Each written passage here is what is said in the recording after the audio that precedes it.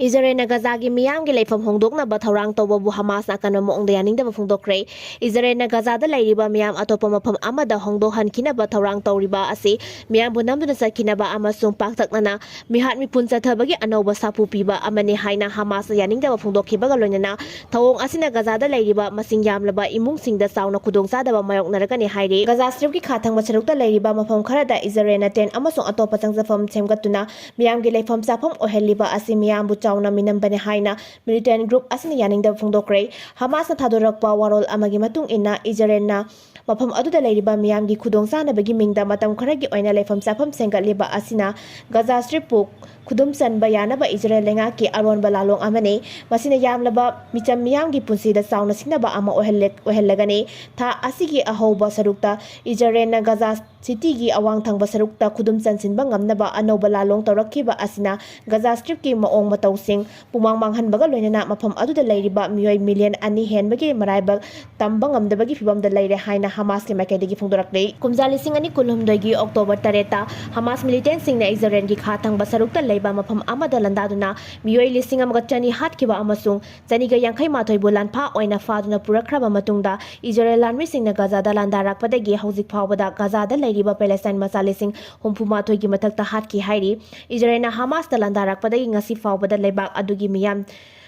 Chaba fangdabagi awaba chawna mayokna bagaloinana Gaza gi miyoi sing safagada mafamda lanjena khribasu yawnake Israel Gaza City khudum chansinabagi thawrang ase malemda leiriba lusingba kayana yaningdabagi wafam phongdokna laklibani nakala maromda Israel lengakna paikhalangliba thawrang sing asibu malemgi lusingba singna yaningdaba phongdorakpada Israel lengaki makaidagi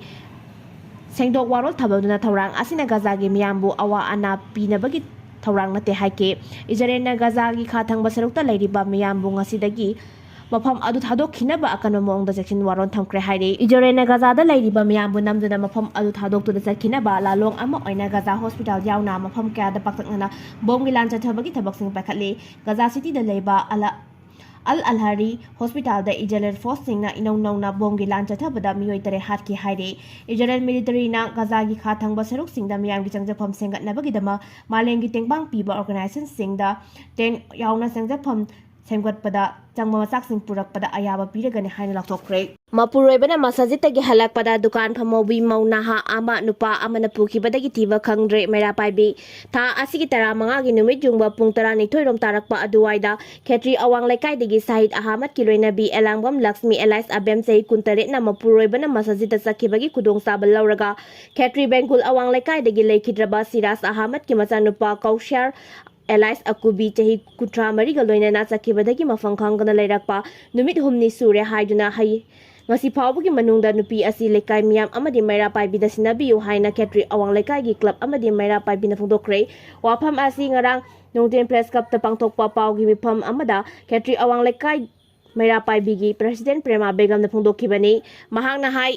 Sahid Ahmad kiloina biasi Mapuroibana masajita sakibagi kudong sabal lauraga atopa miyoi asiga loinana chaminakibadagi mafam Khngdre thawdok thokhiba numiki numidang phawbada thibada phanglaktabadagi numit adugi nongyai pung 12 tarakpa duwaidagi maira paibisingna Kaushar Elias Akubigi yumda chatuna pung 3 hena nupi asibu puthokna bangai adubu makhoi animak yum aduda leiramdabadagi mathang numikki ayukta porongpa police station amasung cyber crime PS ta aiba report sing pisinkhre police ki makaidagi su makhoi ani chaminaki haiba wafam confirm torakpa leire adubu ngasi phawbada langla langjin puthokpadi ngamdre maram asina ngasi phawbugi manungda makhoi gi mari makhong puthoktuna lekai miyamda sinabiyu natrabadi lekai na laurakpa warep aroiba warep oigani masida tholakpa apaphatagi texak imung manungda pugadabani haike nakala maromda mafam khangdriba nupi asigi mapuroiba Sahid Ahmad na hai Lakshmi ga aihaka luhongduna yumbar minarakpa sahi 3 surakle sahi marit ga tha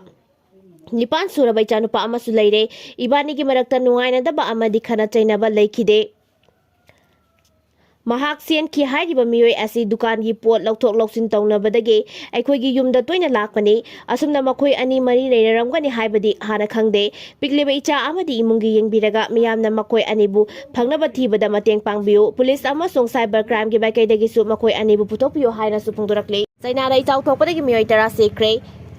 China ising ichau Thokpadagi Miyoi tara Sikhre amasung anina Thiba Khngdre leiri haina China leingakki media na phongdorakre sahi asigi July dagi hawduna lebak adugi sabagi chang khangwang wangkhalakpadagi leptana nong churaktuna tamthireba ichau olakpadagi Miyoi kyamarum sapagadaba mafamda lanjena bagaloinana lebak adugi semilonda dollar billion kyamarum chaitheng pidura lake malengi oina khwaidigi semilon fabada anisuba lebak am oiriba China da East Asian monsoon leptana chaitheng pirakpadagi mafam adugi miyam khudongsadaba kaya mayokna hale haire ngarang ayu pung tararom taba matamda Inner Mongolia gi Glassland phawgna chatliba turen khongban sing isingna namkhai kibaga loinana lau singubagi thabak thorom kaya paikhatpam ama oiriba Bayan City da leiba Miyoi tara humdo isinga chenthakre hairi China gi State News Agency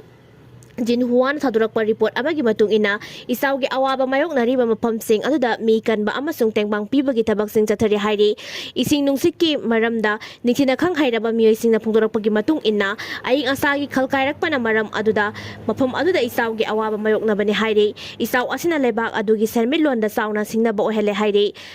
Bayan City asi lebak asigi mahai marong amasung thawgi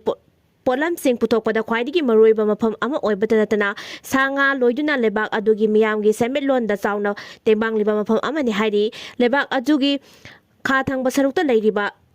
Sichuan province ta ichau asina maram oiduna miyoibagi punsi amasung lanthung kaya sumanghal ki hairi